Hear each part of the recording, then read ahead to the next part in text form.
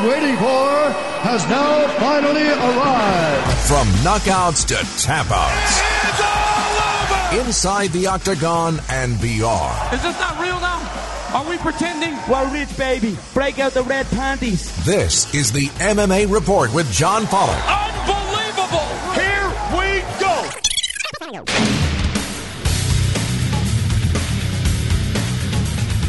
Well, we've been in negotiations now for a while. And to be honest with you, negotiations went smooth. Floyd is surrounded by some smart people, and we got this thing done. The impossible deal is now done. It's the MMA Report. I am John Pollock, and thank you for joining us. No idea what we're going to fill the time with this week. We have a lot coming up, folks. On this show, we're going to be joined by no less than 3 guests, as we're going to be joined by current member of the Ultimate Fighter Season 25, Ramsey Nijem. He's going to be competing against James Krause in their quarterfinal fight on next week's show, which is quite something when you look at the resumes of both Ramsey Nijem and James Krause that will be fighting in the Ultimate Fighter in the Tough Gym. That's happening on free television, no less, next week in the quarterfinals. But the lion's share of today's show will be focused on a little fight announcement that has been made for Saturday, August 26th, involving Floyd Mayweather Jr., the 49-0 Floyd Mayweather Jr., and Conor McGregor.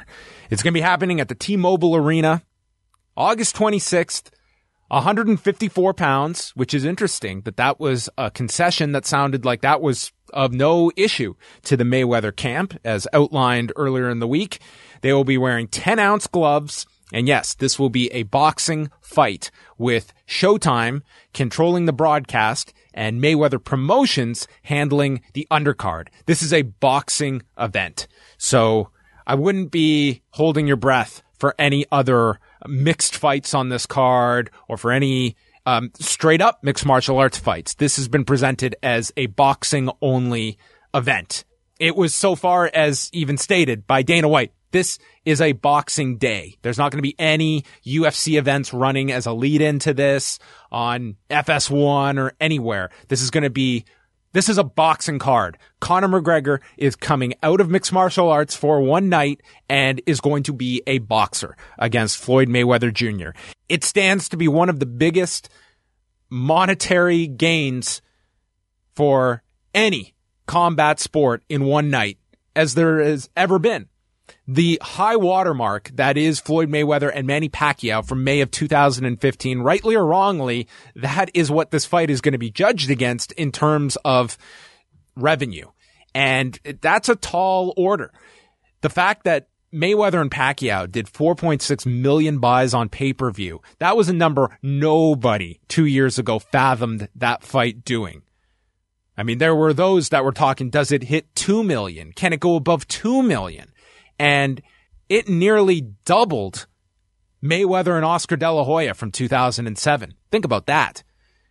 4.6 million buys at $100 a pop, which was, again, at that time in 2015, was the bar set too high that the public was just not going to fork over $100. And there were a lot of lessons learned with that fight. When you have the public's interest, you can price at a very, very high level and the audience won't blink. That night of that fight, they delayed getting the fight into the ring because of so many last minute orders of people that just had to see the fight. It captured the public and no one wanted to be on the outside looking in. They wanted to experience something they perceived to be historic. And that's the goal of this fight. And there's going to be lots of naysayers, and there's going to be many people who call this a sham, a farce, a cash grab. What a cash grab is, when you break it down, or a quote unquote money fight, it means that the largest amount of the public is on board. This fight, if people were so negative to this fight, it would not be happening. When you are a combat sports enthusiast, when you go month by month, you are given a lot of power every month because you can either buy a card or not buy a card. That B button on your controller at home is your vote of what you want out of combat sports. And last year, you did it in a record number for the UFC and stated that Conor McGregor was someone you wanted to see fight. And Floyd Mayweather is somebody that since that fight with Oscar De La Hoya in 2007, people have wanted to see fight. Now, the Andre Berto fight, maybe not as many of you did. However, the promoters react to what the public wants. This is a much larger discussion we can have. But when you talk about why is Bellator promoting Chael Sonnen and Vanderlei Silva in the main event, why are they bringing back Ken Shamrock? Well, when these fights are put in front of you to vote on and you tune in and watch, what message are the promoters expected to translate that as? And that's why you see fights continue, that maybe they upset your hardcore base, but nonetheless, they're the base it's a given they're buying this fight. It's a given that the guy who bought UFC 212 a few weeks ago, he's going to skip that fight. He's going to have other plans on August the 26th. He's going out bowling that night while Floyd Mayweather Jr. and Conor McGregor are going to fight. Come on. He's going to be going to an empty bowling alley because Chuck, Todd, and Domenico are all going to be at the bar asking if the fight's on, realizing that the bowling alley isn't carrying the fight. So they're going to get up and leave, and they're going to go down the street to the bar that's carrying the fight, and the bowling alley is going to be empty. That's what's going to happen on August 26th. There's not going to be a person in sight in a bowling alley, in a shopping mall, because people are going to be watching this fight. And that's the reality of things. I'm not saying this is going to be a great fight. I'm not saying that Conor McGregor is going to upset Floyd Mayweather, but people are going to buy into this. And people are going to be asking themselves, man, if Conor can just land that one punch. We're going to talk about this later. We're going to have both Cody Saftic on the show and Corey Erdman will also be on the program. He works at Showtime Sports, also a writer for Vice, one of the best boxing analysts out there, in my opinion, a commentator as well. And he's got a lot of insight into this fight that we're going to get into. But this is going to be a fight that is built on two incredibly large personalities with incredibly large fan bases, with the muscle of Showtime behind them. It's going to be interesting to see how much of the UFC machine is behind this, because based on the conference call this week that involved Dana White, Leonard Ellerbe, and Steven Espinoza of Showtime Sports, yes, I feel Dana White's going to be front and center for a lot of the promotional events that go on, but I don't know how much UFC involvement there will be. They've stated they'll do an embedded series. There'll probably be some promotion on their side of things, but how much? How much will the UFC be all in for this card? I'll tell you what, that August 19th pay-per-view proposal just sounds ludicrous today. The idea of running a pay-per-view 7 days prior to the Mayweather-McGregor fight. But if I'm thinking as an invested promoter in this, if I'm the UFC, I'd totally be down to run a Fox card that night, get Mayweather and McGregor on by satellite for the last-minute push the week of the fight, and build it around a free card. Put Demetrius Johnson on that card, on free television, going for Anderson Silva's title defense record. That could make sense. Does Fox have an issue with that? Does Fox want to be promoting a pay-per-view for Showtime that they have no skin in the game on? So many questions. There's so many angles to assess this fight as, from the gambling perspective, from what the live gate will be able to do, what the pay-per-view numbers will come in at. It's impossible to guess what this is going to do on pay-per-view 2 months out. You're going to have to see the promotion. You're going to have to see, is there a backlash from the public? Is there going to be a realization from an audience that they don't buy into this fight as must-see at the price they're being asked for? My belief is not. I believe this is going to be an incredibly large event, but it's so hard to say 2 months out what the temperature of this fight will be come the week of the fight at the end of the summer. I think that Showtime did a masterful job here after the September 16th date was scooped by HBO for the Triple G Canelo Alvarez fight, and now they're going to beat them to the punch on August 26th. That fight on September 16th, I definitely feel takes a hit off of this. I think that the UFC is going to need probably a month before they can run on pay-per-view, and people come off the high of this card and spending that amount of money for one pay-per-view card. And also the idea that a lot of MMA fans, they're going to be spending more than ever on a pay-per-view for one fight. If you're not invested in some of the undercard fighters, or you have no interest in them, you're spending the equivalent of almost, not quite, but almost 2 UFC pay-per-views for one fight. Which to some, listen, it's the fight that everyone is going to want to see. Whether you're a fan or not, you want to see this fight. There's a curiosity behind it. There's the what if question. It's going to be something to see how often people bring up the time that Shane Mosley connected with Floyd, and the idea if Conor does this, Floyd won't be able to walk through that. He's 40. He hasn't fought in almost 2 years. There's a lot to this fight that we're going to unpack over the next 2 months. Not going to waste any more time here.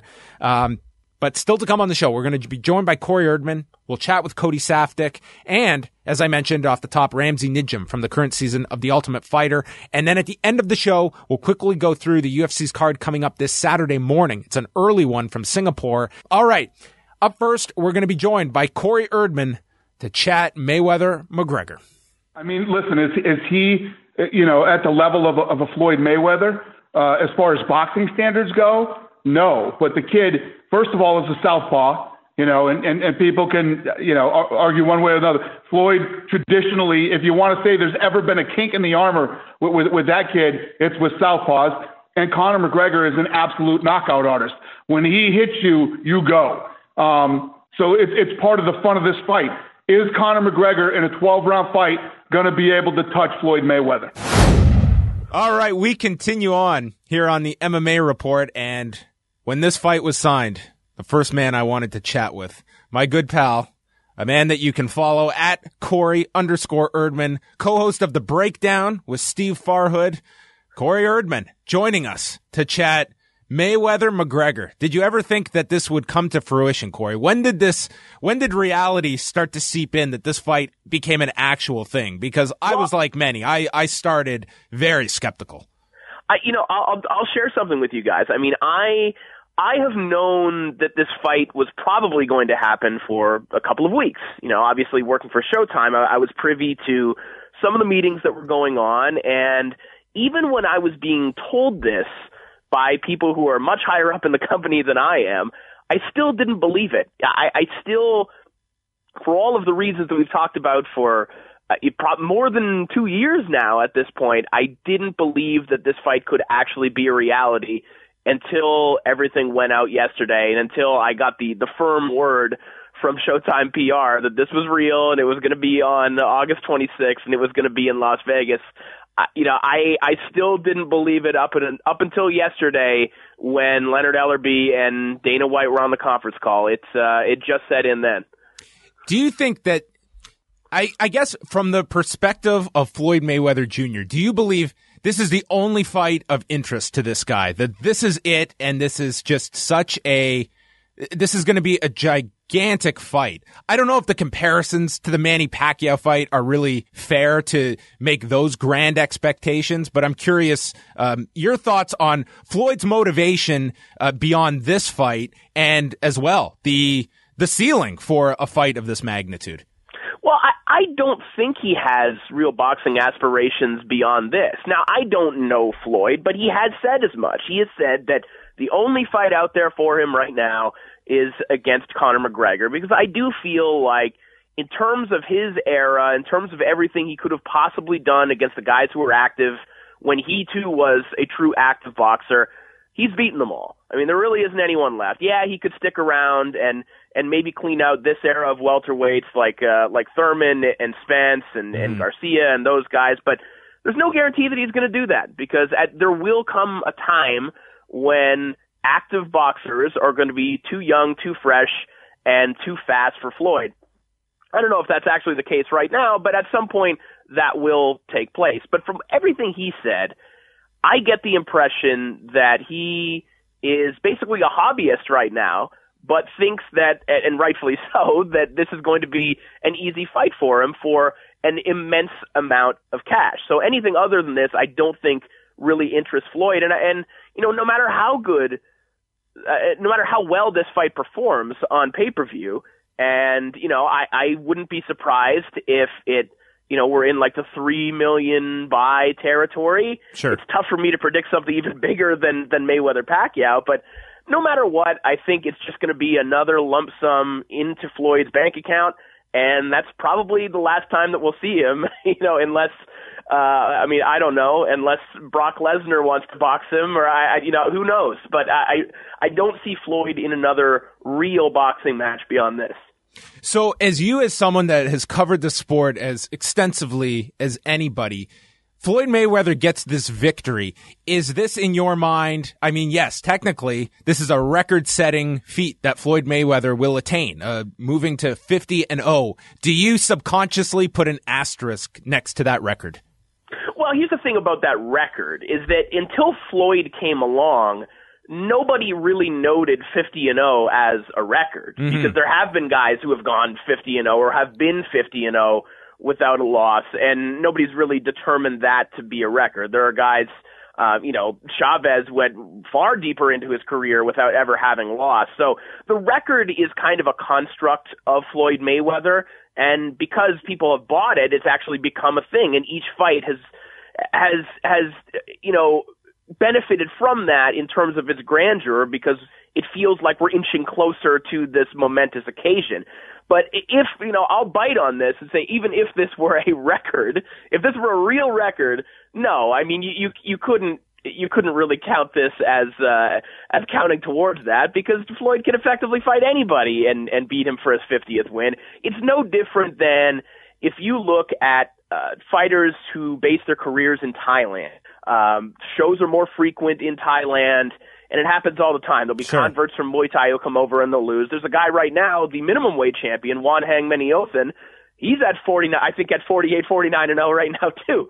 So, Floyd could beat anybody and get that 50th win. But if this were a real record, you'd have to put an asterisk beside that. So you can add this to the list of the many items of marketing that this fight is all going to be one umbrella of. And maybe the most curious side of all of this is the UFC's end of this. I mean, no doubt they are going to profit handsomely from this particular fight.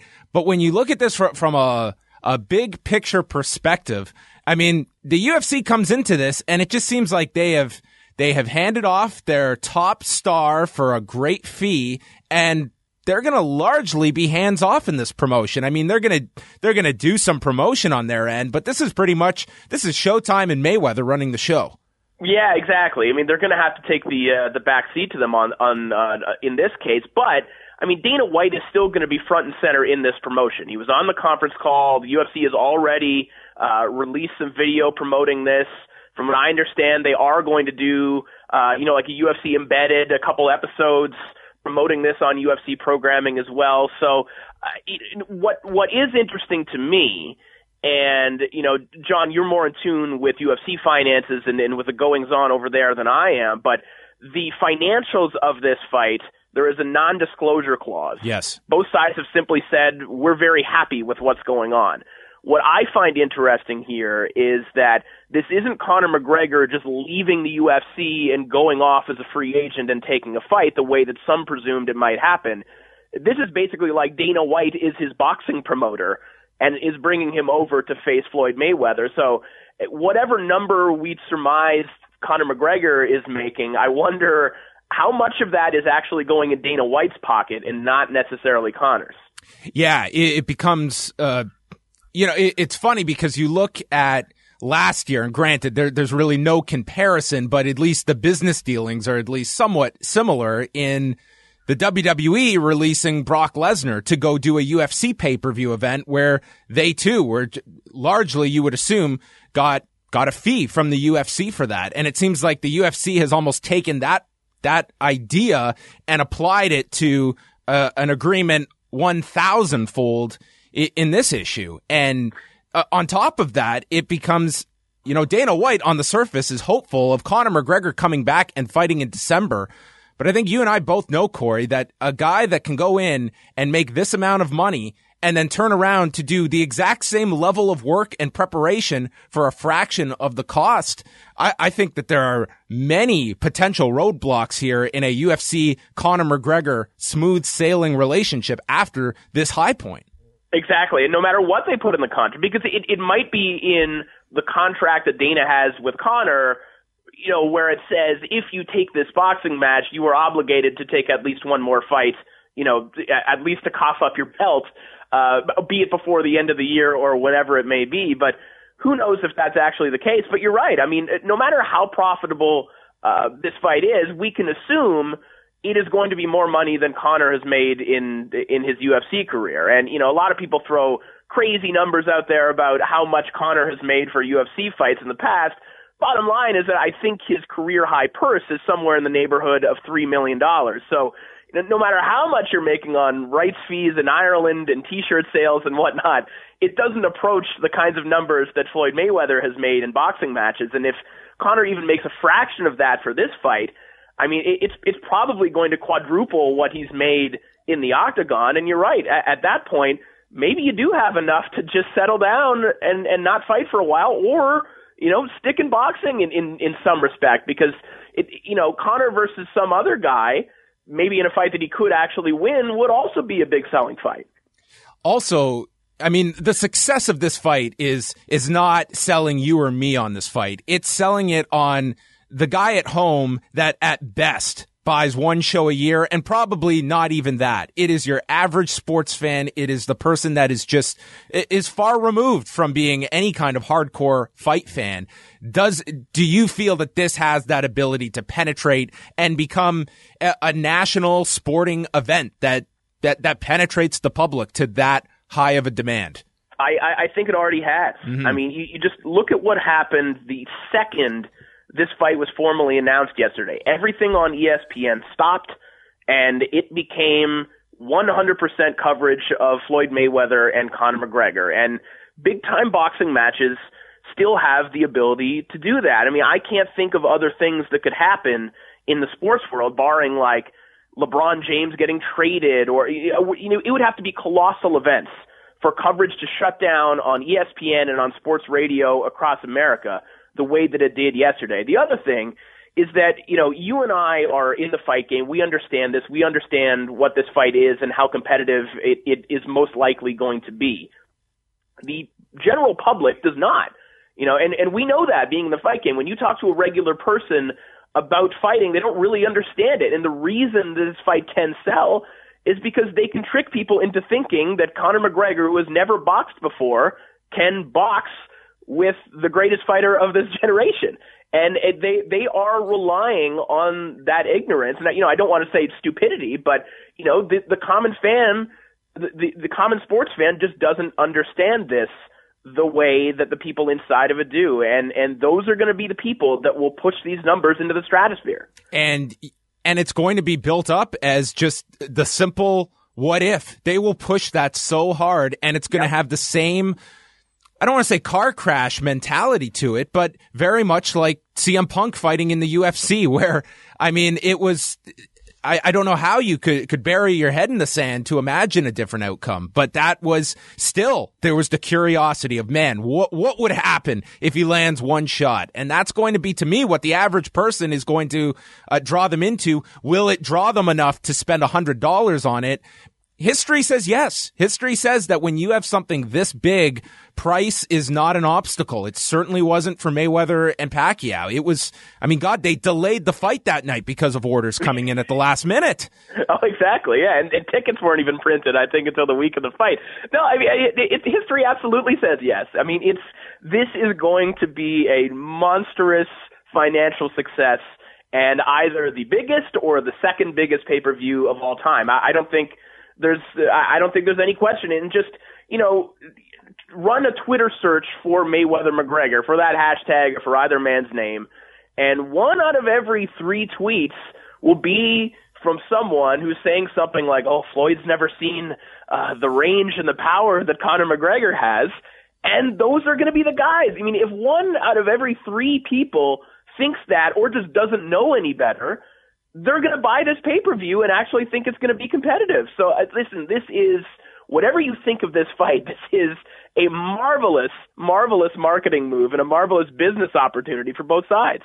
I just feel that 3 days after the fight, there's going to be an Instagram post of both Floyd and Conor just uproariously laughing, and that will be the image. And that goes on. That's the cover of the book. That's the cover art of the book that maybe Corey Erdman and myself will write. Well, you never know. I mean, one thing I do find interesting about this pay-per-view, people will forget that the proposed undercard is going to feature Badu Jack, who's a tremendous fighter, and Gervonta Davis, who's maybe the next Floyd Mayweather, or at least that's what they want you to believe, and he's a spectacular super lightweight. So at least, you will get some bona fide boxing action on that undercard. And also, when asked whether or not there was going to be any other crossover fights on the undercard, either the off-TV undercard, kind of like the free view, or the legitimate pay-per-view, no one could say with certainty whether there would or wouldn't be. So there is the possibility that maybe another MMA fighter faces a boxer somewhere on the undercard. So we might get, even more kind of circus matchups like the one we have in the main event. Also interesting, this certainly wasn't lost on me, the fact that Steven Espinosa on the conference call made it pretty clear that the angle of this promotion was not going to be boxing versus MMA. I think they very much want to steer away from that promotion almost as a concession, even though that's a very sellable angle and one that I think the public itself is going to gravitate towards, and that will become the debate going in and coming out of this, I'm sure. Yeah, well, and also from because Showtime is a boxing entity, Mayweather Promotions is a boxing promotion, they don't really benefit from that angle because, what if you do frame it that way, how does it benefit your brand or your fighter if you're simply saying he went in and beat up an MMA fighter? You can see that on undercards on the Midwest all over the place. There are MMA fighters who take fights and get beaten up by boxers all over the place. That doesn't benefit them. I think for the UFC on their programming, and this is something the UFC has done throughout the years, they try to co-opt boxing and the history of boxing to help sell certain fights. They'll say when Cain Velasquez won the heavyweight title, they declared that he was the first Mexican heavyweight champion of any fighting discipline ever, and there are always comparisons to Ali or Dempsey or Lewis. So I think on the UFC side, when you watch their programming, I think the angling will be distinctively different. It'll be distinct from what Showtime is going to push during this promotion. Just wrapping up here, I assume you'll be there at the fight, will you not? Here's what's crazy. So I guess the short answer is yes, at least during the build-up. I'm getting married on that day. Oh, wow. And I didn't, of course, you plan wedding days so far in advance that even though I knew this was probably going to happen, I can't back out of my own wedding. So I might be on like a red eye from Vegas straight to the altar. So this will be either one of the best or worst weeks of my life. Wow. That to me is fascinating right there, that you are getting married on that day. Wow. Mayweather Promotions really dropping the ball here. Does this... Yeah, no kidding. Well, I trust me, we are now scrambling for a reception area that has pay-per-view and television. So wow. This could be the ultimate Erdman wedding, though. I mean, if you had that on the big screen, I mean, what would be better? Oh, it'll be an unforgettable wedding and an unforgettable evening. I'll say that. Hey, if there's a loser in all of this, does this adjust your calculation for September 16th with Golovkin and Alvarez? Do you feel that that's a fight that will still sustain its audience, or is this going to take a hit coming in such short order after this big fight? Well, I think the people who are... I think that is marketing mostly to boxing hardcores. Yeah. And, more so, more of the general public, I think, than Ward and Kovalev this weekend, but certainly still a very dedicated boxing audience. So I think that a lot of the people who are going to tune in for that, especially the Mexican fans of Canelo, they're going to tune in no matter what. But there will be some people who, if they have to pay $100 on August 26th and tack that onto their cable bill, maybe won't do it again. But I think what people don't realize about pay-per-view sales is that a lot of those pay-per-view numbers come from establishments. I think that the days of me just sitting on my couch by myself and ordering a pay-per-view, that's a little bit passé. People certainly do it. I mean, you'll have watch parties and whatnot, but the big numbers come from restaurants and bars ordering it, because the numbers that come out of that are actually the capacity of the restaurant. So if every bar under the sun orders Mayweather McGregor because they have to have it, I think that's where the numbers will come from. So it won't necessarily be the people, but bars who maybe spend premium on Mayweather McGregor, maybe they don't turn around and do it again for Canelo and Golovkin, because if they don't turn a profit on that night, if enough people didn't come in and drink enough, they might not do it again 3 weeks later.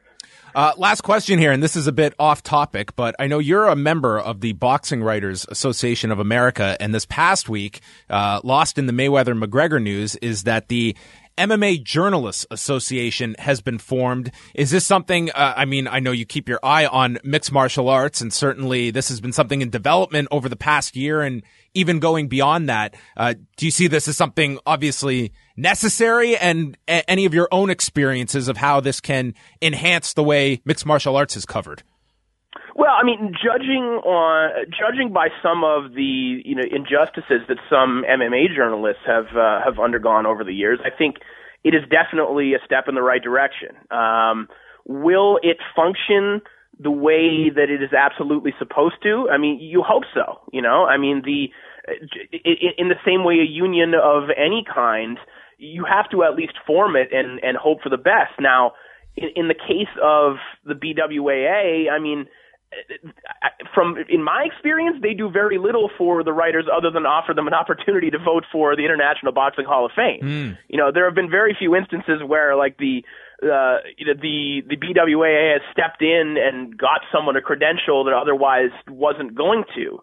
But I hope that MMA's version of it can function a little better than boxing's has, because from what I can tell, they certainly need it. And boxing's different in that there are so many entities that put shows on that it could be a little bit easier to traverse that, and a little bit easier to avoid injustice in that way. But when you have one or two major organizations, and specifically one, if they don't like you, you're in big trouble. So you definitely need some backing, and that's why they have to at least try. I think this is definitely a good step.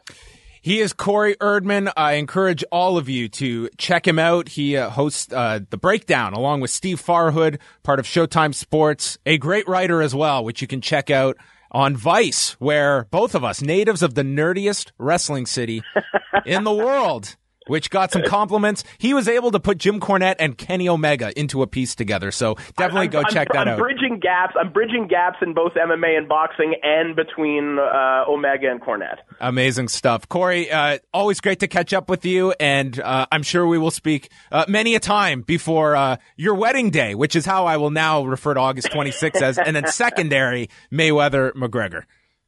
Take care, man. This is a total different feel from the Pacquiao fight, because this is the unknown factor. The unknown factor. It's like, again, Conor McGregor, when he steps in there, it's like his stand-up game, I'm very damn impressed with it. Because it's like, he don't even look like he throws his shots hard, but he's so slick with it. When he touches guys, even if he grazes them, it's like, excuse my French, it's like, damn, he fucked them up. And it's just like, next thing you know, they stretched out and they wobble all around the ring. I'm like, man, he better not graze Floyd with one of them shots. Again, I've seen Floyd buzz in a fight from guys that swing wild punches. The shit happened in the Madonna fight. You know what I'm saying? And it's like, the thing what happens in these kind of fights is that, I'm a realist. Floyd is 40 years old. He's been off for a minute. He got to get his ass up and be prepared for Conor McGregor. Conor McGregor's been active, you know what I'm saying? And he's been knocking guys out. And we'll be a bunch of damn fools to sit around and sleep on this and listen to all the bullshit that everybody else sits around and talk, Floyd's ass is getting out there and getting up, running, and he's coming. He know Conor McGregor's coming after him, and Floyd's looking to get his ass up out of there too. We're back on the show. Once again, thank you to Corey Erdman for joining us. And we move along. Now we're going to the MMA side of the fence with Cody Saftic joining us. Mr. Saftic, what a quiet week.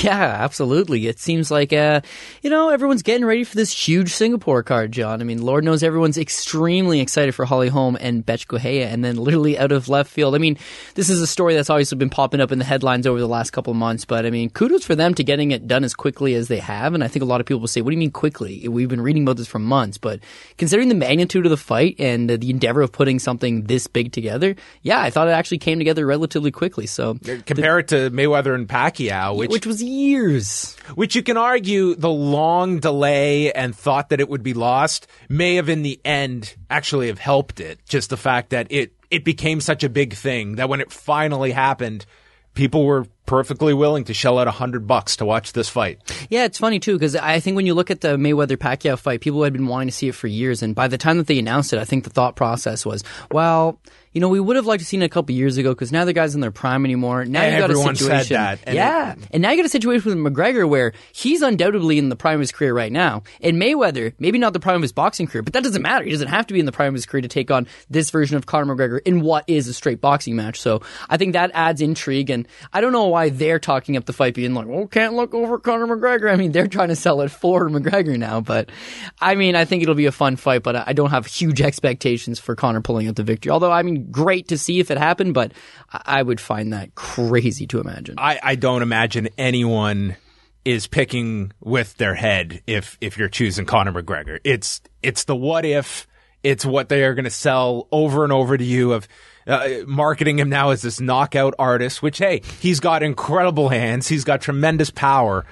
He is fighting the greatest defensive boxer of all time, in my opinion. The point is, it's not you or me that they're trying to convince. It's the person that never orders a pay-per-view, that hasn't watched a boxing fight since Pacquiao and Mayweather, that hasn't watched an MMA card since a Brock Lesnar fight. Yeah. It's the non-fan. It's the casual sports fan that is an NFL fan. That's who they are selling this fight on.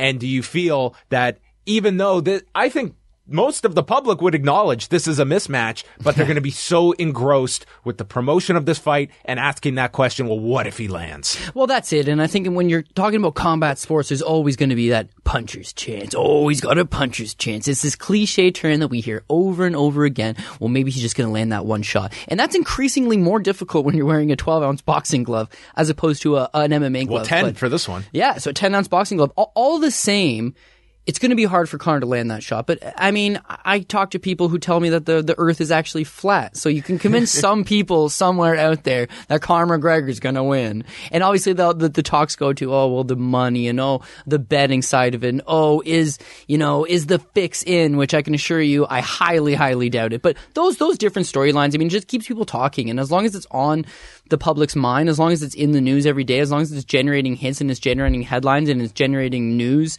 and all that good stuff, then yeah, they're just going to continue rolling with it. But I agree with you. I mean, I would think that the majority of people who are interested in this fight would have to believe to themselves, well, I think, this is a mismatch. It's not exactly a competitive fight. But when we live in a world now where MMA seems as popular as ever, a lot of people are Conor McGregor fans. They're not necessarily MMA fans. They're fans of Conor McGregor. There's a big difference between the popularity swings between, I mean, you go from UFC 194, which was the Jose Aldo fight with McGregor, and then the 3 fights he had in 2016. That was a total of over 5 million pay-per-view buys. Yeah. And look at what the UFC has done. Following their record-setting year, this year has been tough going.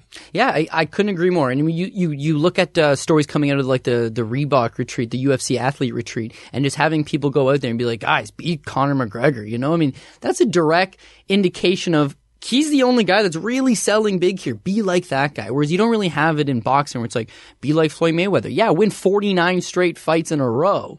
And maybe that will make you the greatest of all time. But I mean, just like the task at hand, you can be your own person. Conor McGregor is the sport of MMA right now. And that's not coming from me. I watch everything. I don't think that's really true. But when you look at the casual fan, when you look at the people that are going to buy this pay-per-view, when you look at the people that are going to invest their money and they're going to get their friends together and they're going to go out and they're going to make a night out of it, those are the people that are buying this because they have an intrigue in the person fighting, not an intrigue in the sport. And in this case, you've got people that are drawn in from Mayweather's star power. You've got people that are drawn in from McGregor's star power. And ultimately colliding those two parties together is what's going to make this a big pay-per-view. But yeah, I mean, at the end of the Mayweather-Pacquiao fight, your money's already spent. And then when the night's done, most people thought to themselves, that was an awful fight. I really didn't really want to watch that. But I had to watch it. Part of me had to watch it, and I was disappointed. This fight here, at the end of it, it could be 3 rounds and Mayweather knocks this guy out, or whatever the case is, 6 rounds of absolutely nothing happening. However it plays out, if it's not the fight that you're paying $100 to see, you're going to be let down. So, I mean, I don't think it's guaranteed fireworks just because it's a big fight, but it is an intriguing fight. So going with the premise that Conor McGregor is not getting his arm raised in this fight, there's obviously many different outcomes that are possible that result in Conor McGregor losing.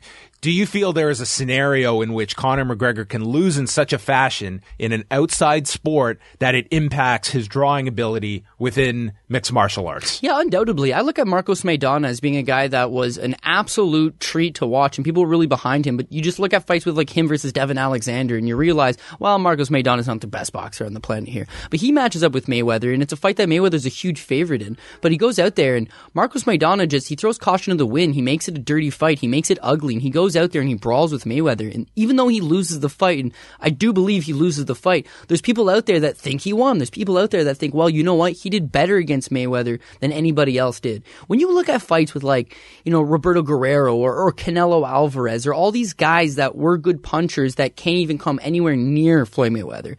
Remember the Shea Mosley fight? Mosley lands one punch. And that was the talking point. And that has been, and guaranteed that is going to be something pushed in this buildup, that if Conor lands that one shot, Floyd ain't getting up. And Conor is going to be the knockout king built into this. That punch that Shane Mosley landed, believe me, that will be referenced ad nauseum between now and August 26th. Yeah, I couldn't agree more. I agree. And I was in a bar for that one, and that the place went nuts. Wow, it was unbelievable. Oh yeah.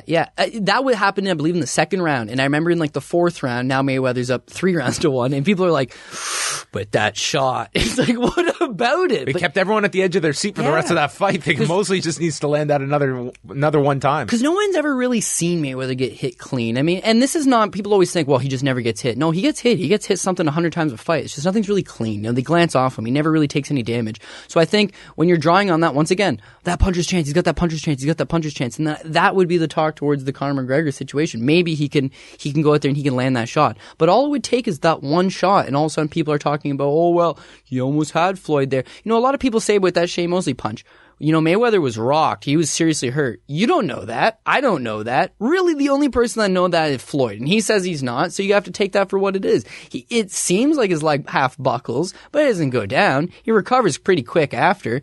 It was just one shot. So we talk about James Krause, Johnny Nunez. Oh, well, you know, on paper, I butchered this guy in the first round. But when you watch the fight, well, Nunez landed some shots.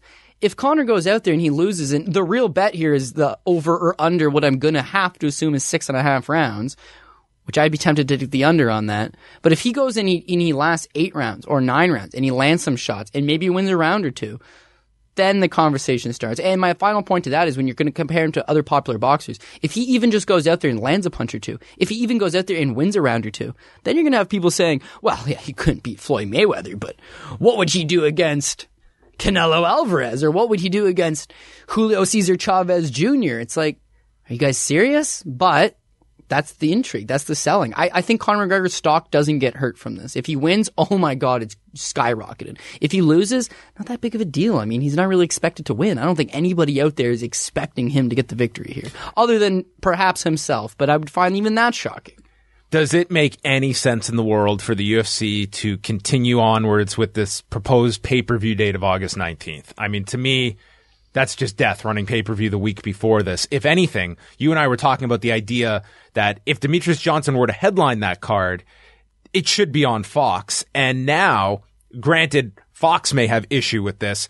I would make that Fox event almost a commercial for this pay-per-view the following weekend. You can have satellite interview with McGregor and Mayweather. You really push this. It's a free special on Fox. Demetrius Johnson, he's got his own title chase that he's going for, a title defense record that he's chasing. You can put Mike Perry on that card with Thiago Elvis. That is a Fox card. But not only would I not want to run a pay-per-view the week prior, I would take September off unless I have the greatest fight possible to follow that up with, because we know that they're going to take a hit after August 26th. I mean, after Mayweather and Pacquiao, UFC got hit for a good 6-7 weeks after that I wouldn't even want to run a pay-per-view in September.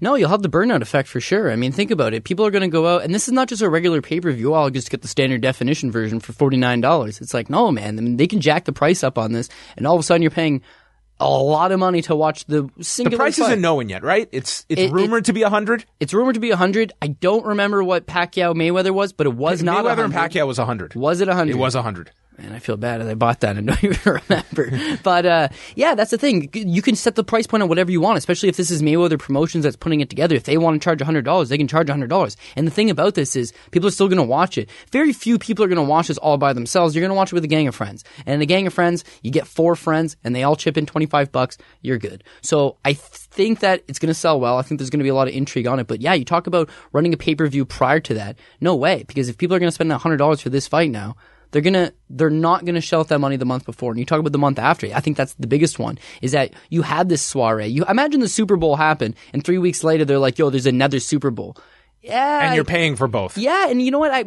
I made chicken wings and nachos and had a whole party and, did something for it. Now 3 weeks later, I just kind of want to hang out. And I look at that, the way it's structured right now, I think they're trying to put on Canelo Alvarez versus Gennady Golovkin. And that's September date. So that's going to take a massive hit as far as I'm concerned. And if the UFC thinks I'm going to have a show in the aftermath of this massive Mayweather fight versus Conor McGregor, and I might have to go around the same time frame of Golovkin versus Canelo, it just seems like death. So yeah. HBO might have scooped that date, but it's Showtime that comes out ahead here. Big time! Having your show run first, I think it runs big time. You know what? I would not be shocked to see HBO drop the date and just say, you know what, this is still a big fight. We can still leave this on the back burner for a little bit. There's no rush. And just depending on where the market's at. I mean, especially if you're going to sell this fight in Las Vegas, and you have people that are willing to pay that type of price point for a ticket in the venue at T-Mobile, is that same group of people, is that same, fan base going to now shell out thousands of dollars for a fight, for another mega fight, a month later? It just doesn't make any sense to me. So I think Showtime came out huge. I mean, this is the move here. Move it to August 26th, have it before, tail end of the summer. I think it works out perfect for them. You mentioned Rush there, and to me, this really lines up well for what George St. Pierre and Michael Bisping want, which is November at Madison Square Garden. Of course. And that's the rumored date for that MSG show is November the 4th, which, I mean, I don't see the UFC going without a pay-per-view for 2 months, but that's something big to come back with. And to me, if I'm the UFC, I'm acquiescing to George St. Pierre and Michael Bisping. They both want to fight. They both have targeted that time frame to, George has said, after November 1st. If that still lines up, that is something big to end the year off with. And hey, if they roll the dice and it comes up perfect for them and they can actually get this Conor fight in at the end of December, that's a pretty strong back half of the year. I am skeptical on Conor McGregor fighting in December. I think that is, to me, the issue is not so much a Conor McGregor loss. It is what Conor McGregor nets from this fight and how easy it is to get him back into an octagon doing the same level of work and preparation and doing it for a fraction. You and I can't fathom making $5 million in one night, $10 million in one night.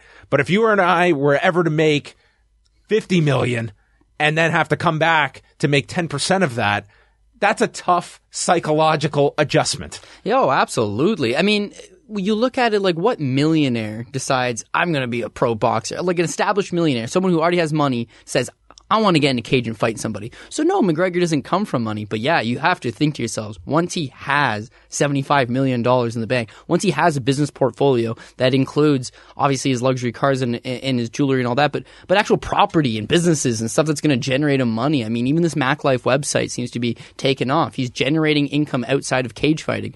So what would there be build on his fortune? It just makes no sense. I can't really see him coming back to anything, but let's say you just bought the UFC, right? Now you've promised these investors, we're going to make more money in revenue this year than we did last year, and we're going to cut some costs, we're going to do this. Through the first 6 months out of the year, John, they have not made any noise. They have not really made that money that they're talking about. But now you're talking about, okay, guys, well, how can we salvage this? Well, we'll put Mayweather McGregor on in August, and that would be big for us. And then we can have the Michael Bisping, George St. Pierre fight in November, and that'd be big for us. And then we can have Conor come back in December. We can make all that money in the latter half 6 months of the year. Yeah, maybe, but it is wishful thinking for sure. But I think, I agree. If you're UFC and you're putting on this grand endeavor, and people are going to have that 6, 7, 8 week burnout effect afterwards, that you're not going to rush into another mega fight. Yeah, you're going to have cards, you're going to have those free cards, you're going to have those free offerings, but to have Bisping and George St. Pierre come back in November now, where okay, we've processed, we've digested this huge fight in August, the summer's passed by, we've now gotten to the fall, and now you're kicking off with another big fight. I think they'll benefit from that right now. They'd be lost in the shuffle if they tried to come back any sooner, and it really seems like both guys kind of want to wait that long anyways, because they both appear to have injuries, so I think that's a doable fight, nice to put together, but that couldn't have been the UFC's big fight of the year. It really, to me, it wasn't the big fight of the year. This McGregor-Mayweather fight, not even an MMA fight, but if he's not going to fight any of the number one challengers or number one contenders in the UFC, then him fighting Mayweather, it's better than anything else that can be put together. So that would be the big fight for 2017. Well, we will be spending a lot of time discussing this fight over the next 2 months. It feels like quite a departure here. But quickly, as we wrap up, looking ahead to this weekend, we've got the card happening overseas in Singapore with Bethe Correia taking on Holly Holm in the main event. Also have Rafael Dos Anjos moving up to 170 pounds. Andrei Arlovsky's coming into this with a 4-fight losing skid to take on Marcin Tybura. I think it's a very interesting main card, especially on Fight Pass. It's going to be an early one. To me, man, I know Arlovsky has been working with the Jackson camp for this specific one, but if you tie him in there, man, a lot on the shoulders of himself and Holly Holm going into this weekend. Yeah, we talked about it last week, though, that there was a number of fighters on the card that had 3-fight losing streaks, 4-fight losing streaks, were coming off long layoffs. If you actually look at this card, it's basically the exact same. Now, that being said, there's always going to be those fun fights on the card. I'm looking at Dong-Yeon Kim, Colby Covington. I love that fight. I think that's fantastic. I don't really understand the main event being the main event. I get putting the fight together, sure. I don't understand why it'd be the headliner, but Holly Holm for 5 rounds. I mean, I don't think Bethe Correia can go 5 rounds, if we're being honest, but it should at least lead to a fun fight while it lasts, as long as it lasts. And I guess that Holly Holm's probably the biggest name brand star on the card. But yeah, I mean, once again, you've got a co-main event guy in Andrei Arlovsky who's on a 4-fight losing streak. There's somebody else on the card's on a 4-fight losing streak. And yeah, I mean, they're fun fights, but it's nothing that jumps up after you. There's no reason for you to tune in at 4:30 in the morning. There's no reason for you to have to tune in when the main card starts at 10. Why not just watch it whenever you please? It's on Fight Pass. You'll be able to watch the whole card for the most part, right? So I don't know. I think there's logistical issues with having a card in Singapore at this time and then put these type of fights on it. But will I be getting up at 4:30 to watch it? Absolutely. And is there a number of fights on the card that intrigue me? I do believe so. And that's for Andrei Arlovsky, 4-fight losing streak. This is a heavyweight fight against a guy that's not fought anybody of the level of caliber that Andrei Arlovsky has at least fought. This is a fun fight and actually a very winnable fight for him, I think. And finally, just on Ultimate Fighter this week, we would be remiss. We got a retirement this week. Gilbert Smith, after 3 rounds, losing to Diego Lima, announcing his retirement on the show. And next week, we're going to get 2 fights, including James Krause and our guest who's coming up later on in the show, Ramsey Nijem, which has to go down as one of the best fights that have ever taken place inside of that tough gym. Yeah, absolutely. I mean, I'm still shocked that was the fight they decided to put together now. I mean, this could be on the main card of any televised UFC event. Easy. Yeah, I'm looking at the card this weekend and I'm thinking this fits in pretty nicely as far as I'm concerned. Yeah. But yeah, no, I couldn't agree more. I mean, the fight this week was not particularly great. I mean, no. I wasn't even sure if it was 1-1 going into what ended up being that 3rd round. It was very close, especially in the Gilbert second. Smith, I mean, I've watched this guy for a long time, but his plan of just clinging on to that single leg or trying to push you up against the cage, I mean, it's tough to to watch. And Diego Lima, I mean, literally a week before his brother Douglas Lima is going to be probably in the biggest fight of his career so far, at least a very big fight on a big opportunity and a big card for Bellator. It's like, geez, Diego Lima's the younger brother. I mean, does this guy got anything left in the can? And you know what? Yeah, I think so. I think he's a guy that's viewed as kind of half chinny, but his takedown defense is improving. His ability to get back up is improving. His Muay Thai is always accurate and on point. I thought he looked great in his first fight in the house against Hayder Hassan, and I think he's just going to keep rolling from there. So, Ultimate Fighter, yeah. We're getting down to the end. We're getting down to the end, but the fights have been entertaining so far. That's one thing that I've been able to say is that, I don't mind watching the fights. And last night, for the first time, I was like, good God, it's one fight an episode, So you kind of really hope that the one fight is going to be entertaining. But when it's not, and there's nothing really happening inside of the house drama-wise that's keeping me intrigued, it was a tough watch, but I'm really someone's looking hurt. forward. Someone's out next week. That was the tease at the end. Yeah. Which, yeah. I mean, they showed the highlights that at least the 2 fights, those get into the cage next week. So it's got to be someone that's already fought. Could be Diego Lima. Could be. Or Tom Galicchio. Yeah, see, I was going to think it was Tom Galicchio, but he seems so... he got banged up in that last fight, but he got the choke, and it was early in the first round. It was a short fight. That's why I'm thinking Lima doing 3 rounds. Yes, which, again, is an exactly. argument against some of these. Like, when you're doing this in 6 weeks, and there's the idea of doing a 3-round fight, and you've got to fight multiple times, and cut weight in those 6 weeks... You're taxing these guys significantly, and I'm somewhat amazed there aren't more of these guys pulling out during tournaments. No, I agree, and also like when I was watching the fight yesterday, I thought to myself, I'd be really upset if I was Douglas Lima or Diego Lima. Sorry, is that I kind of thought he probably won the first 2 rounds. Is that he was doing some damage and he was stuffing the majority of the takedowns.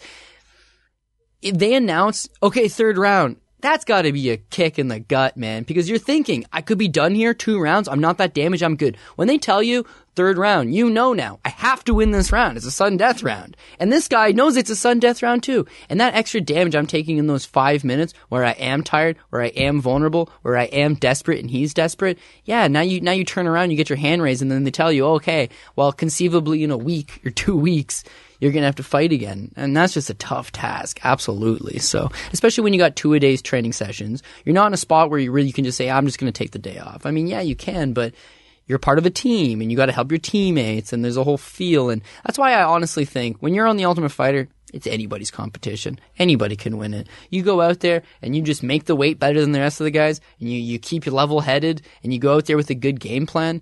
That's really all. Colton Smith, you know what I mean? He had a good game plan. That was it. I'm going to take these guys down and hold them down. There's really nothing they're going to be able to do about it. And I'll win. Roy Nelson, he crucifixed all the guys he fought. He had one single game plan and he's going to stick with it. Now, those guys are fairly talented in their own regard. Don't get me wrong, but when I look at this season, I think James Krause is by far the best guy in the house. Does that mean James Krause is going to win? No, anybody can win. Jesse Taylor has as good of a shot as just holding these guys down and getting the victories. So at least that's keeping me intrigued. But they got to think of something here. I mean, I'm thinking of the next season of Ultimate Fighter, women 125 pounds. And I've looked at the roster of who they're looking to bring on, and it's a fantastic roster. But are people dead with the format of the Ultimate Fighter? I mean, are people just sick of it and tired of it?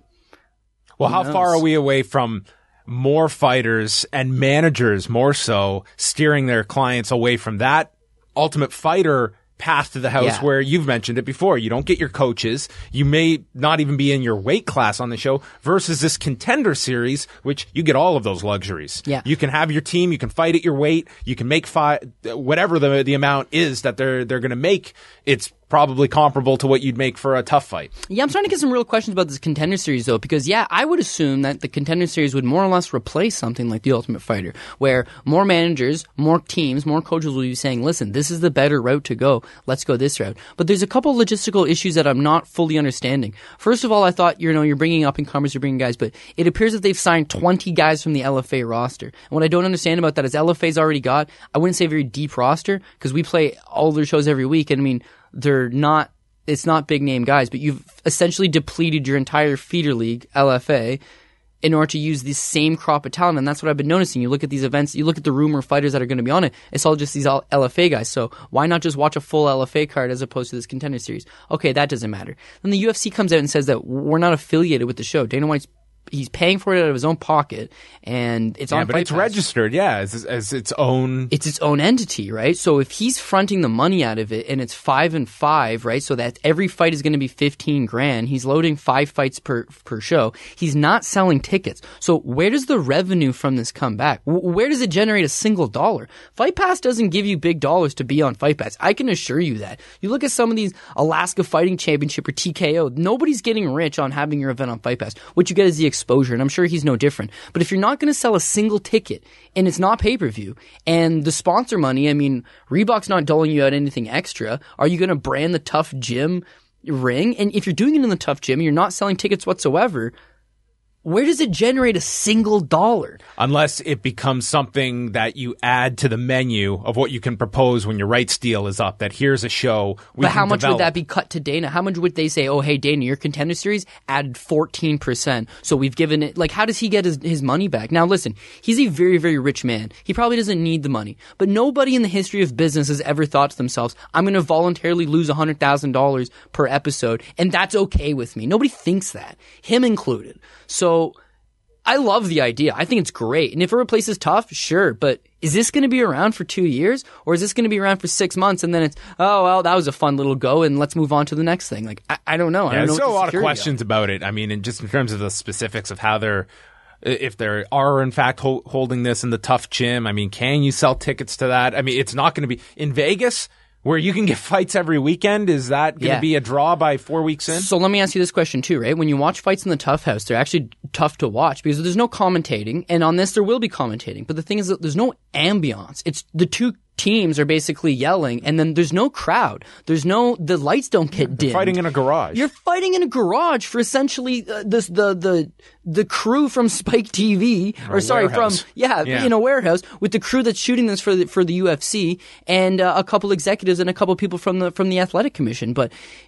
There's no feel to it. And in this case, it's not, oh, hey, this is your team. This is, okay, you got 2 cornermen and we'll allow you to bring your girlfriend and your mom and they'll sit on a folded chair in the front row. And let's say you're the commentators, right? Let's say you're 2 commentators. It's quiet there. They can hear what you're saying. You're essentially just listening to 2 commentators comment on you live. The whole thing has a bunch of logistical nightmares, but extra fights and fights on a Tuesday? Say no more. Cody Saftic is in. That's going to wrap it up. You can follow him for more at CJ Saftic, and we were talking about Tough extensively. Coming up next, we're going to hear from Ramsey Nijem, who was a finalist on season 13 back in 2011, where he took on Tony Ferguson in the finals back this season, and will be taking on James Krause next week on the show in their quarterfinal matchup. All that to come on the MMA Report. Once it evened up, I think Ramsey started talking some trash. For some reason, Cody got offended by all these insults.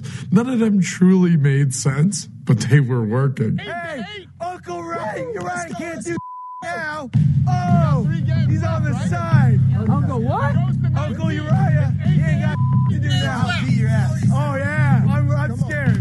Bro, you little punk ass bitch. I'm scared. I didn't even know what I was really saying. I was just kind of throwing out there, drinking a couple buds, and just talk at the game. Maybe cross the line or 2 with Cody, but it's funny, I think.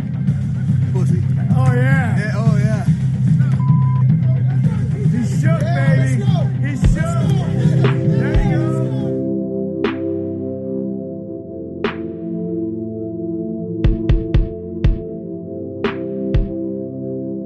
We're back here on the MMA Report, and we have been following The Ultimate Fighter each week on this show, and it's a pleasure to be joined by a member of this season's roster. He is Ramsey Nijem. He was a finalist on season 13 back in 2011. Back in this season, in the redemption season, airing Wednesday nights at 10 Eastern on FS1 and TSN up here in Canada. Ramsey, how are you doing today? Pleasure to have you on the program. I'm good. I'm glad to be here. We forgot a couple other credentials there, not just a finalist in the top 13. I am a 10 UFC veteran and have a couple knockouts over a couple top-ranked guys, so there's a couple more credentials in there. Yeah, I can go through the resume. I mean, it's a very extensive one for Ramsey Nijem. I know.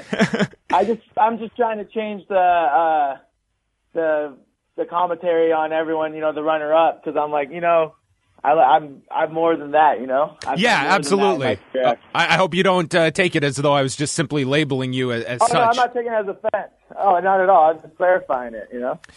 When you first got the offer to come back on The Ultimate Fighter, was this something that you went through a lot of back and forth with, or was it something that immediately appealed to you?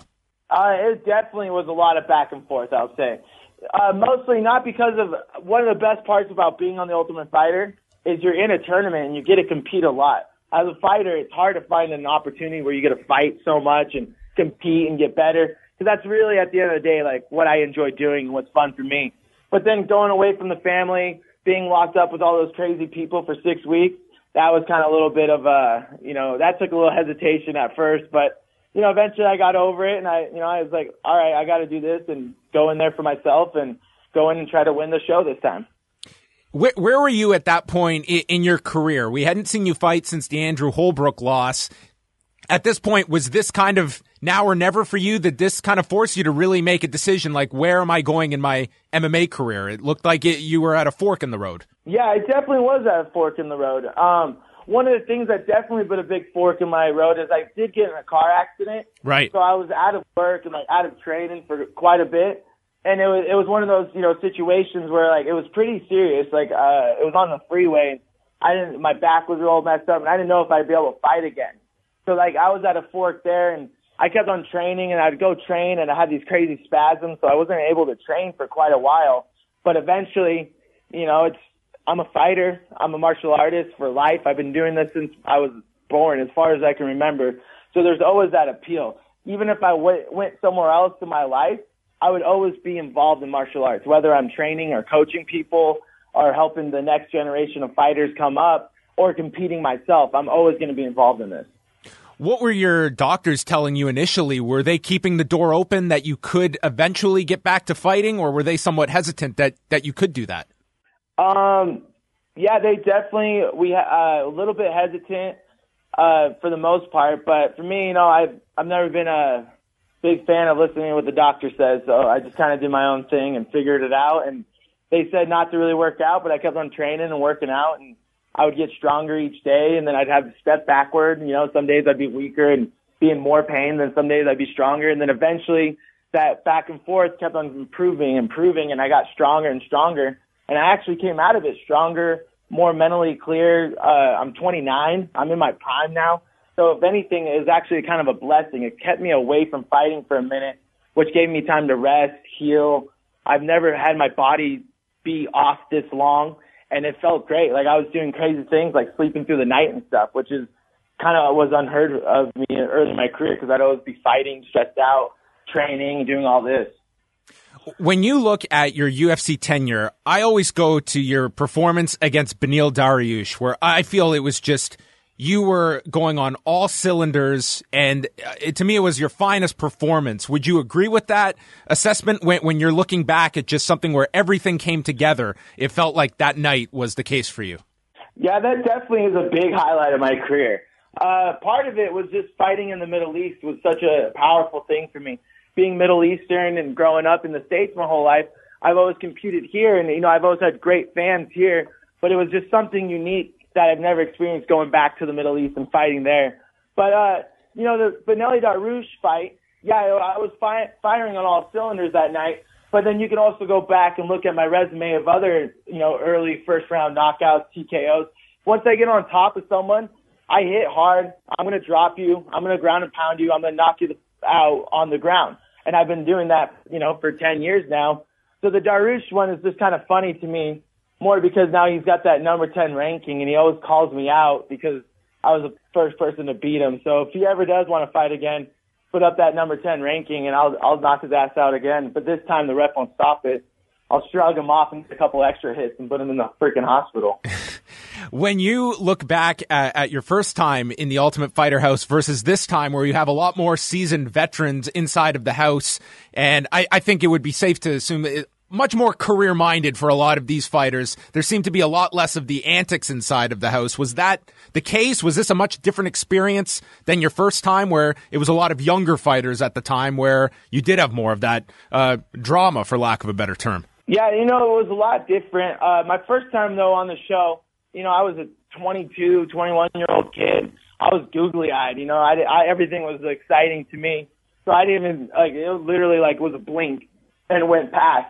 But this time, like you said, we're all veterans. Everybody came in with their own set of, what they're trying to accomplish, how they're going to play the game. Everyone had different goals in there, and they were trying to manipulate the whole game to get to their goals. Everyone always says, the one person, we're all trying to compete for that $250,000. But there's people in there that have gyms, careers, and everyone's just trying to, finagle themselves into a better position. So it was a lot more interesting, a lot more of a game this time. The first time it was more of a reality TV show where we're excited. This time was a lot more of a game, which I thought it was a lot of fun. I always feel that viewers at home, they can't truly appreciate what you guys are doing on this show because they're going to watch it over the course of 10 weeks or so when you guys are fighting multiple times and making weight multiple times. Within 6 weeks, you're not coming into this with your regular coaches and the people you're used to training with. It's quite a daunting task, I feel, for a fighter to go into this foreign environment. And I don't know if that always comes through to the viewer at home of what you guys are putting yourselves through in 6 weeks. Yeah, that's definitely, I would agree with that. It's, a lot of people don't understand, how much one fight can take a toll. Even my fight with Julian Lane, coming off that, my neck was jacked up, as you can imagine. He got a good hold of it and ripped me around for a minute. My knees are swollen. My hands were a little swollen. So I was still a little bit beat up from that first fight. Even so you win, you still keep on getting more beat up. But like I said, though, that's what kind of makes the appeal kind of fun. You have to go into a fight. Going into my fight with Julian, I was like, I can't get into a kickboxing match because I don't want to break a foot. I don't want to break a hand. I need to make this more of a grappling match where I know I'm going to be able to get out healthy and hopefully retain less injury for the next round. So those are kind of things that go on in your head before you're fighting each fight, which is kind of an unheard of situation, It's a great point that you bring up that you'll speak with some fighters who you get a fight announcement and then for the next 2 months, that is your sole focus and the fight becomes larger than it is. In this environment, you can cut out a lot of that because it's so instantaneous. You don't have a chance to overthink the situation. It's happening in a couple of days. Yeah. Well, I feel like when I've had good camps and good solid camps and been able to pay my coaches and training partners, I've had great performances. And I think it's reflecting. So that is a challenge for me was being around new coaches. For myself, I get very hyped up very easily when I fight. So my coaching staff, they know that, and it's my brothers for the most part. And my brothers know that they just need to keep me calm. They need to keep me relaxed, keep me breathing, keep me just everything just saying, all right, Ramsey, calm down. It doesn't need to go. We don't need to go yet. So that's a big thing. Because I get excited to fight, and I'll get a little too excited sometimes. So you mentioned the Julian Lane fight, and I think up until this point of the episodes we've seen, that to me was the best fight of the season thus far. What is the turnaround time? Because on next week's episode, it's your fight against James Krause, which you could put on a UFC main card, no problem. What is the turnaround time when you go from Julian Lane into this fight with James Krause? I actually was one of the last fights, on the show. Yeah. Because they show them in order. So mine was I don't remember, maybe not even a full week. Wow. I would say. So it was a pretty fast turnaround and that's why I was trying to fight earlier, but for one reason or another, I was one of the last fights on the prelims. You know what I mean? So, but I agree with you. Mine and James Krause fight could be on the main card. Me and James, between the two of us, are the most experienced fighters there, probably the highest ranked, fought some of the best guys, other than, Joe Daddy Stevens obviously has the best resume, but I'm talking about in the last little recent in the UFC, in the last, 5 years, me and James have actually, thought about maybe we might have to fight each other before, and so we've kind of had that, energy there, and, it could have happened on, like you said, a UFC main card on a pay-per-view. Is that something, it's almost bittersweet that you guys are enjoying all of this success in that opening round and the Dillashaw fighters are continually winning, but at some point you're probably realizing, man, we're going to be left with each other to fight. Yeah, but from day one I walked in there knowing I didn't really have a team. Like, no one's on your team. Right. You might have to fight each other, and that's just the way it goes. And you know, a lot of people walked in. That was the difference between the first one. The first one, I mean, Cody's team, they get really caught up in their whole team atmosphere, and they're really, you know, about their team and our team, Team Red or Team Garbrandt, whatever. And we do too, but a lot of us also knew that if we win, it's going to fall apart, the team thing. So I went in with that knowing, and I didn't try to form too many bonds. Right off the bat, I was trying to be protective of what I'm going to do in my fight. So even in training sessions, I would never give 100%. Like, I would go into my training sessions, you know, all right, I got to be careful. Don't give away too many secrets because you might be fighting one of these guys here in next week. And walking into this situation and working under TJ and Dwayne Ludwig, was there a pretty early chemistry you found working with them in a coaching capacity? Yeah, you know, I definitely had a lot of synergy with them. You know, I like the way TJ throws, but you know, TJ is a little bit different of a fighter than me. So at the end of the day, I had to go in doing what I knew I had to do to win my fight. And it was cool to learn so much from Dwayne. He'd hold pads for me.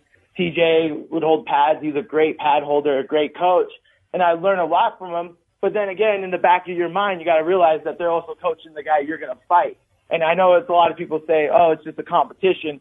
But then you got to think about, is he going to give away one little secret that can change a whole fight? You know, so it's kind of like, it's a weird situation. It's like cool to work with TJ and Dwayne, and I'd like to work with them outside of that situation and just learn from them. Mm-hmm. But in the situation, everything's kind of like, there's never a time to relax, even in your own training and with your coaches. It's everybody, you know, like even if you train with your coach, they might accidentally say something to your opponent that you don't want them to say. You know what I mean? Yeah, I definitely get what you're saying. On the other side of the coin is Cody Garbrandt. Did you come out of this experience with a different impression of Cody Garbrandt and your interactions with him throughout the season? And did all of the issues with himself and TJ, was that ever kind of burdensome for you guys you guys are there for your reasoning, and it just seems like every single week there's some pull apart? Yeah, you know, I came in not knowing much about Cody Garbrandt. I was definitely a huge fan of his because I loved this fight with Krause. And, you know, getting to know him, and I know him and TJ are upset, and that was the only part that really frustrated me, was that they would just take, like, even at weigh-ins, all of our stuff, even fight days and stuff like that, they kept on fighting, and we're like, dude, you guys relax. Like, we're trying to focus on our fight, and you're sitting here arguing about something stupid that's done with. But, you know, other than that, I think Cody's a good kid. Like, he's a great fighter. He's an amazing athlete. He's still young, you know, and he knows how to win fights. And he definitely shows that he likes to talk with his fist. And, you know, I get it. I know people that are like that. And so I just kind of, you know, I respect him, and that's how he handles his thing. It's not for everybody. I like to handle things a little bit more peaceful, but whatever, you know, to each their own. When you see someone like Cody Garbrandt get so riled up from something like ultimate tetherball, is that something you can read into a guy's psyche that, man, if this is your breaking point, is that something, is it just completely divorced from a guy's mentality, or is that something that you look at as a weakness upon a person when this guy was ready to get right into your face here during a tetherball game? Yeah. Well, in his defense, you know, I've known the alpha male guys a long time, so I was throwing out some sensitive insults, you know. So like, I definitely was hitting below the belt, I'll say. So in their defense, I was throwing cheap shots out there. But you know, like, it's hard to say though. Like a kid like Cody Garbrandt gets fired up hella easy, yeah.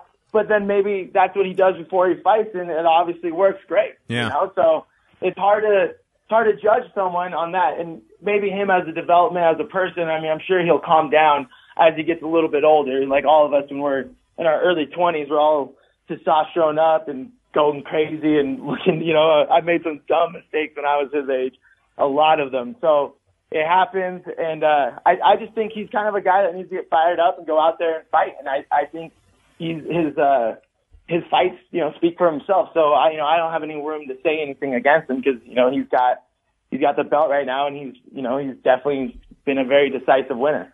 Do you find a lot of with that being said, when he threatens that he's going to beat me up, I just laugh at him because he is a 135-pound guy. You know, he's still a little guy. Well, and my next question was regarding the weight. Are there a lot of advantages to yourself fighting at 170, or is 155 your comfort zone? 155 for sure is my comfort zone. I definitely was the smallest guy in the tournament. Yeah. I was expecting my next fight to be at 155, so in my time off, I made tons of lifestyle changes and cut a bunch of weight because this time around, I used to cut a bunch of weight to make 55, but I wanted to kind of change that. So with the time off, I was able to change my body, lose a little bit of weight, and I was walking around at 170 pounds, so I can make 155, you know, on a whim. But, yeah, so I moved up or whatever, you know, it was advantage. I got to eat was nice. Giving up size definitely sucks sometimes in a fight, but if you got a gas tank, you can usually get past that, you know, out of the first round. Well, as we wind down here, and this has been a great discussion, Ramsey, as we look ahead here, I would be remiss without getting your reaction. It's obviously going to be one of the biggest fights of all time, August 26th, with Conor McGregor and Floyd Mayweather Jr. As a fighter, are you intrigued by this fight? Yeah, I'm super excited about it. I mean, it's a very intriguing fight. You know, it's a retired Floyd, but it's still Floyd Mayweather, and they're boxing. So it's like I'm going to go watch it in hopes that I hope Conor goes out and catches him with a left, you know, straight left and knocks him on the canvas. But, you know, Floyd is just a great boxer, and so it'll be interesting to watch. I think a lot of people underestimate MMA boxing because our hands are down and we throw punches different. But the boxer doesn't understand that if you're trying to get kicked, or if you're going to get kicked or taken down, I can't have my hands in a traditional boxing stance. Because if I stand in a traditional boxing stance, I'm going to get leg kicked, double leg. I grew up boxing, so my older brother's a Golden Glove boxer. But this is what we did in our home. But I have to change my boxing style and my hands, and I have to bring them down a little bit because you have to be able to defend the shot, catch kicks, defend kicks. So it'll be interesting. So I think Conor changing into the boxing is going to make him a little bit stronger of a boxer than people estimate. So I think Floyd is going to watch his boxing from his MMA fights, and he could be, you know, misled on what his boxing really is going to change his style. Just like you can't watch a guy's MMA fights and then say his jiu-jitsu, other than, of course, Maya, because he can do whatever. But most of the guys' jiu-jitsu style is a lot different than their fighting when you add in punching and all this different stuff. So it's different styles of fighting that are, you know, apples and oranges, and it'll be interesting to actually watch them compare, you know?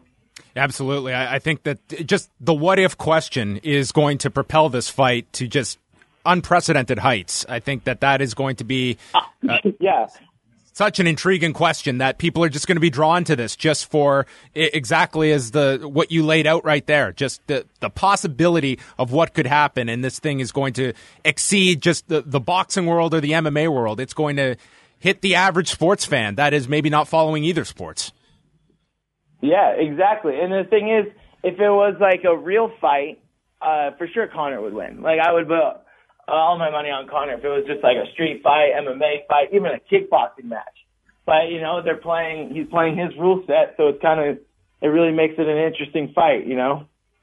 Well, next week, this fight, as I said, I think this could go on a UFC main card without any hesitation. James Krause taking on Ramsey Nijem. I promise you the fight will deliver. Wow. I promise you this fight will deliver. You're going to watch a fight that you're going to be like, holy shit, how are those guys still both awake? How are they still fighting?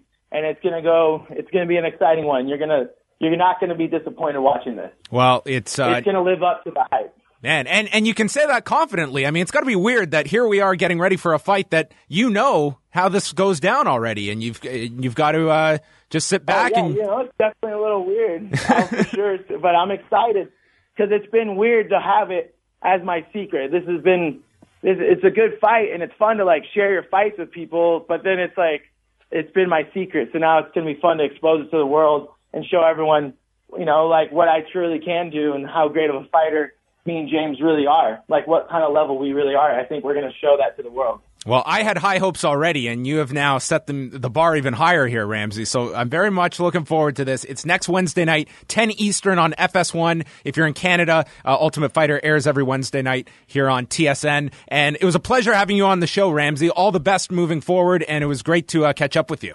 Thank you. Anytime you want to catch up, feel free. All right. Follow him at Ramsey Nijem, and we're coming back with more here on the MMA Report. Hi, Dana. You made a pretty large 180 in terms of not supporting this fight originally, saying it would be an epic fail for Conor if he went down this road, and then supporting it. So how much of that had to do with the idea of this being financially beneficial for the UFC to pay off debt after the sale last year? I didn't say that this would be an epic fail for Conor to go down this path. That was something else that I was talking about. What was the question about the debt? How much does this have to do with the UFC receiving money to allow this fight to take place? Listen, if you're going to ask me stupid questions, at least get your questions right. First of all, I didn't say that this would be an epic fail if he went down that path. And what we were talking about something else because Conor and I were actually butting heads on something. That's when I said that would be an epic fail if he went down that path. Right. Number two, as far as the debt goes, Conor could fight twice this year, and we're going to do fine anyway. This is the fight that Conor wanted, Mayweather wanted it, and the fans wanted it. So we're doing it. So if you're going to ask me a stupid question, at least get it right. All right, and we are just about out of time here on the show. A big thank you to all of our guests for joining us. Some really great interviews today that I enjoyed quite a lot.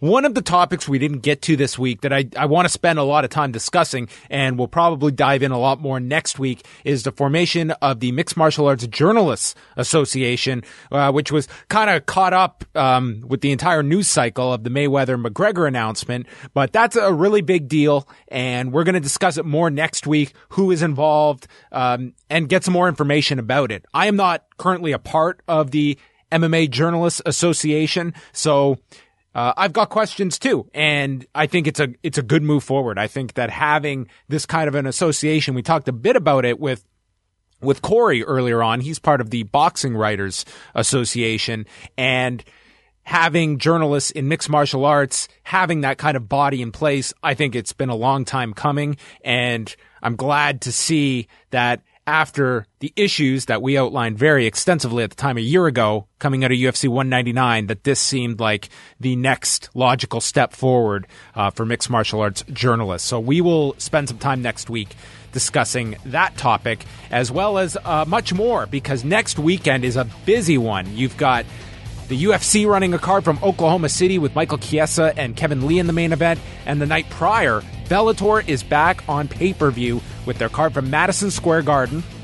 They announced earlier this week the hiring of Mauro Ranallo and Mike Goldberg, who will be part of the broadcast next Saturday night. And we are going to be joined by two guests who will be competing on that card, both defending championships. We will have Ryan Bader and Michael Chandler on the show next week. We were going to get to Ryan this week, but because of all the late breaking news and additional interviews we conducted, we're going to put Ryan Bader on next week with Michael Chandler. So it'll be a Bellator heavy show next week.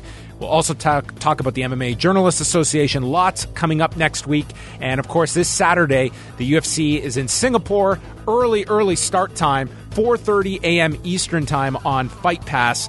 And the undercard, you can catch that on Fight Pass. And then the main card, it'll air on Fight Pass. If you're in Canada, it will also be airing on Fight Network. Tarek Safadine taking on Rafael Dos Anjos at welterweight. Dong Yun Kim meets Colby Covington. Andre Arlovsky against Marcin Tybura. And the main event, Holly Holm taking on Betch Correia, which is a really good main card, especially when you are looking at the platform of Fight Pass to be putting on those four main card bouts. We'll chat about the fallout of that event next week as well. You can follow me at I Am John Pollock. You can also subscribe to the MMA Report with John Pollock on iTunes. If you leave us a review, we very much appreciate it. And next week, lots to come as we will continue to document the countdown to Mayweather, McGregor, and so much more on the MMA Report. Thank you.